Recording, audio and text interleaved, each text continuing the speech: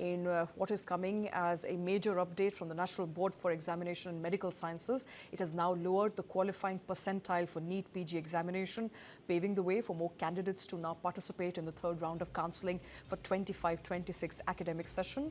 The decision was made by Ministry of Health and Family Welfare following sustained concern over large number of vacant postgraduate medical seats across the country. It must be noted that revised qualifying criteria can apply only to counselling eligibility, which means those who are already eligible for counselling, and will not alter the ranks that were declared in August of 2025. The change does not mean that there will be an impact on the examination scores, but will determine the eligibility to participate in the counselling process. All right, the revision there in the percentile has resulted in massive controversy, of course, breaking out with many people questioning as to how can the counselling percentile be brought down as dramatically as it has been. Joining me on the show is Dr. Dilip Bhanushali.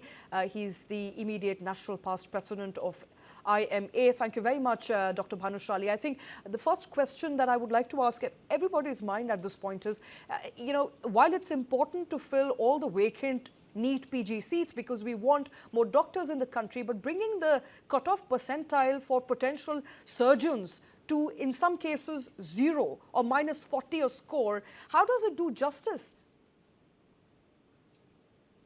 Good afternoon and happy Sankranti. I have been asking regarding this, and I listened to the Health Ministry frequently about the percentile, bringing down the revision in downward revision availability of PG seats. So, considering this, the Health Ministry has brought out this notification where they have brought down the percentile for the SC, ST, and OBC category to 0 percentile. Well, this has, of course, created a little amount of controversy, but seeing the amount of seats which are getting not filled up, and we require a lot of postgraduates with the healthcare industry, this has been from IMA perspective. This has been done by the Health Ministry, and they have brought down.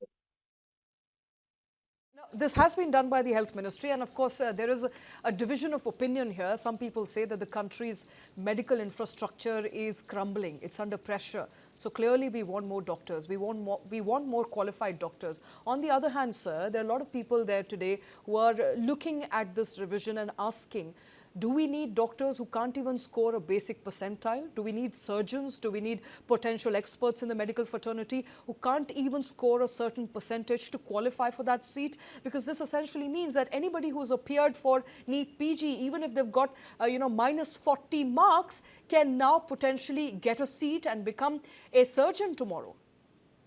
They can't become a surgeon unless they appear and they pass that exam. Right, but a minus 40 means that they haven't passed the exam, right? They haven't passed, but then once they appear for that exam for MS, MN, MD, whatever exam, they have to give exam then. If they don't pass, they don't get the ticket. So, but if this is the cutoff for entrance, sir, it essentially means you're lowering the threshold. Then that's what I'm saying. See, if you are getting, say, 0 after getting 0 also you are getting admission into the. After getting admission, he has to appear for an exam once again for his PG when he finishes. Yeah, but the same, logic applies to when you are getting admission into IITs and IIMs. You have to eventually pass the exam in order to have a degree, but there has to be some sort of threshold for who can apply. See, they say different controversies, both sides are right in sense if you have 0% of you have to get admission into pages. But the amount of seats which are getting vacant, amount of requirement for the postgraduate in the country, almost 18,000 lecturers are required right now for PG seats have been exist because of this. So both sides are there. So we have to wait there and see what the other people are doing. And I understand, sir. I completely understand. There are two sides to this argument. One, of course, is that we need more doctors, as I mentioned earlier. But I think larger concern of the people who are currently talking about this development on social media, who are looking at this very, very closely, is that you would need people who are going to apply for PG to already be, well versed enough on what the course could be, potentially, be people who are ready to apply for a PG seat. So I understand you still have to pass the examination in order to become a surgeon or an expert, but you've literally lowered the threshold to 0 percentile, minus 40 marks in some cases. While I'm all for, ensuring that there is more equality in the country, more number of people are able to apply, but this cannot apply to some very serious professions like the medical profession for that matter.